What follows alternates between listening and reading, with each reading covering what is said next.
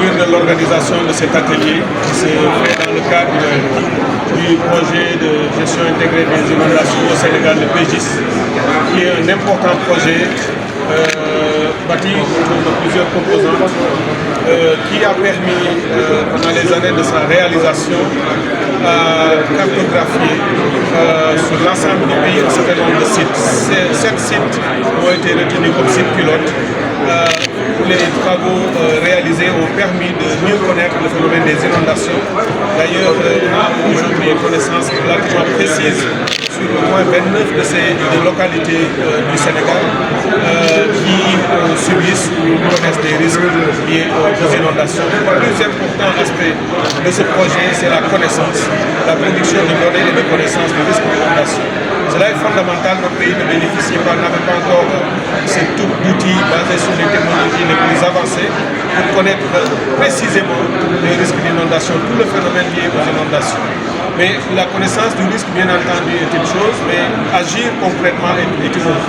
Et le projet prend aussi en compte cette dimension après la connaissance. Il faut en fait un outil de décision, d'aider le gouvernement à pouvoir prendre les mesures appropriées, pas seulement au niveau du ministère de l'Hydraulique et de l'Assainissement, mais c'est également un outil qui est extrêmement important pour l'ensemble du gouvernement. Beaucoup d'autres ministères qui peuvent, par ce biais, pouvoir prendre des décisions appropriées en matière d'aménagement des territoires et dans d'autres secteurs. Sur les sites dont j'ai parlé, un espace qui couvre plus de 10 000 km, nous avons pu aujourd'hui avoir une connaissance fine et intensive de ce qu'il faut faire pour atténuer, anticiper, prendre des mesures et faire en sorte que les inondations soient considérablement réduites. Je crois que c'est ça l'un des aspects importants de ce projet. Il y a aussi un volet communication extrêmement important dans ce projet et cela nous aidera sans doute. Déjà l'année dernière on avait pu utiliser un certain nombre d'éléments liés à ce projet, mais cette année encore plus nous le pourrons, et évidemment aussi tout ce qui est lié à l'alerte.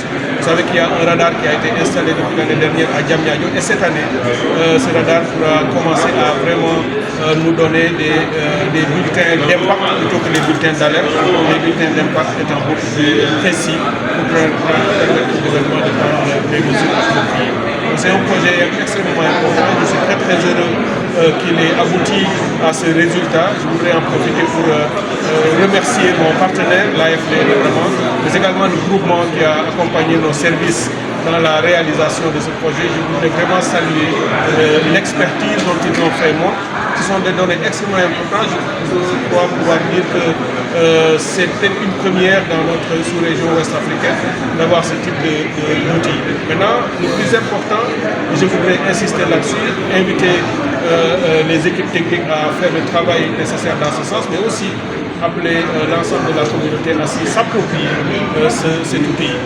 L'avoir dans les ordinateurs et sur les sites, c'est bien, mais il faut vraiment que ce soit un outil à disposition de la communauté. J'ai donné des instructions dans ce sens.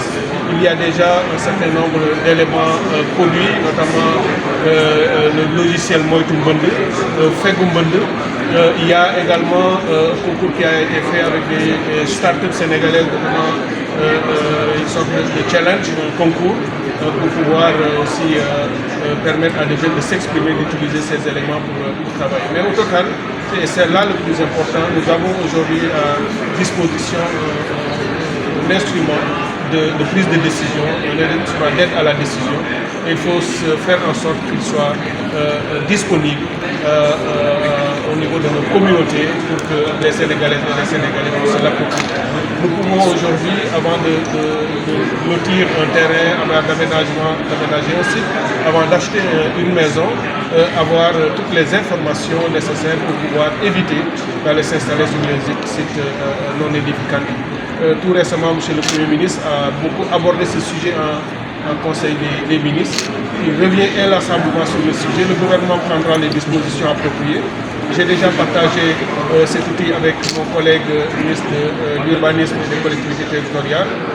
D'autres ministères aussi seront intéressés. Et je l'ai dit même en matière de prévision sur la protection civile en temps d'hivernage pour éviter que, disons, la foudre ou bien les inondations ne crée des dommages irréparables à la communauté, le ministère de l'Intérieur, le ministère de la Santé, le ministère de la Solidarité nationale, tous ces départements ministériels pourront utiliser cet outil important. Donc, je voudrais finir pour remercier, féliciter les équipes, remercier nos partenaires et dire que c'est ça l'approche que nous préconisons. Nous allons continuer à travailler dans ce sens, de renforcer la production de connaissances sur ces phénomènes qu'il faut savoir maîtriser et produire des données qui permettront de prendre des décisions convenables, des décisions pertinentes et qui auront un impact sur la vie de nos concitoyens. Mais sans doute, nous allons passer à une phase suivante. Donc, nous sommes en train déjà de discuter avec nos partenaires pour aller plus loin, puisque nous avons déjà des résultats très satisfaisants à partir desquels nous voulons bâtir, nous voulons consolider, mais également ouvrir de nouvelles perspectives, puisque nous sommes dans un contexte de changement climatique. Le phénomène se complexifie.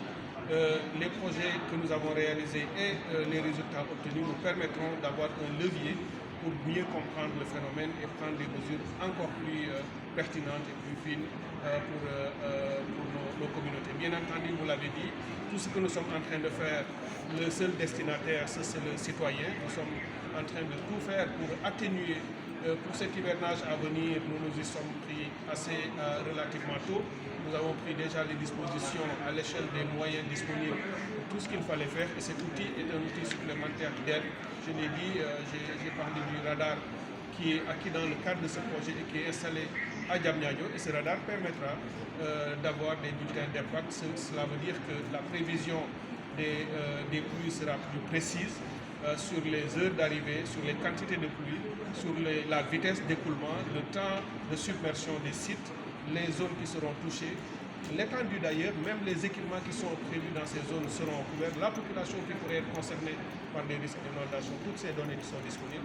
Aujourd'hui, l'enjeu pour nous, en tout cas le défi, c'est de pouvoir les utiliser efficacement sur le terrain pour impacter et atténuer ces phénomènes qui causent beaucoup de tort, pas seulement au Sénégal, un peu partout dans le monde quand ça survient, mais ici nous nous donnons les moyens d'agir et d'atténuer considérablement ces risques.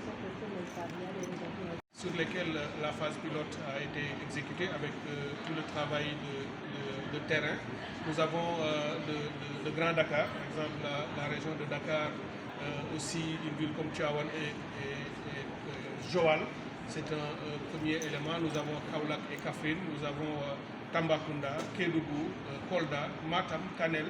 Toutes ces zones sont couvertes. Je vous disais qu'on est sur plus de 10 000 km² où des cartographies ont été réalisées avec une précision et des images orthophotos qui sont les premières dans notre pays. Tout ça a donné aujourd'hui un outil extrêmement important et nos services vont continuer à y travailler. Et j'ai visité récemment la direction de la prévention et de la gestion des inondations pour faire un peu l'évaluation et l'état des lieux. Nous avons vu un équipement de dernière génération extrêmement sophistiqué. Maintenant, cette technologie est importante, mais il faut qu'elle soit, disons, au ras du sol, que la communauté puisse l'approprier. Et ça, c'est un travail que nous sommes en train de mettre en place avec des plans de prévention du risque d'inondation pour une meilleure maîtrise en collaboration avec les collectivités locales. Et dans les jours à venir, nous passerons à une journée nationale de curage communautaire. Ces outils seront aussi utilisés, cette connaissance sera utilisée, le site internet est disponible.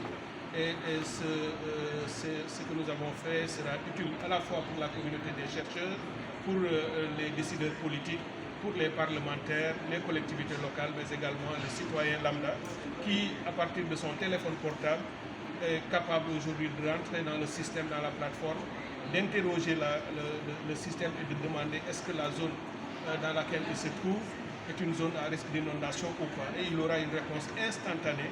Et nous sommes en train de continuer à travailler, à affiner ce système, à le rendre encore plus performant et plus adapté à nos réalités, peut-être même dans les langues nationales.